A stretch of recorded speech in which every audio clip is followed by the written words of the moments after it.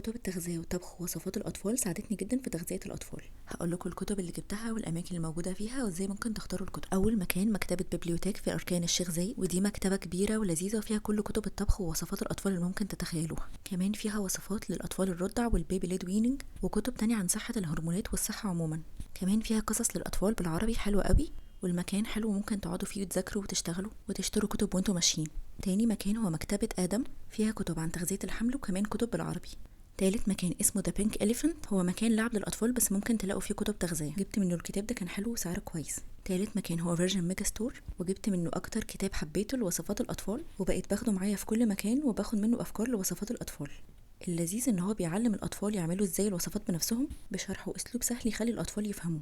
وهكلمكم على الكتب دي كلها بالتفصيل في الفيديو اللي جاي. لو بتدوروا بقى على كتب وقصص للاطفال هتلاقوها في مكتبة نهضة مصر وكمان المكاتب اللي قلت لكم عليها. استنوا الفيديو اللي جاي علشان اقول لكم على اماكن اكتر. قولوا لي اكتر كتب عجبتكم في الفيديو واكتر كتب بتحبوا تجيبوها.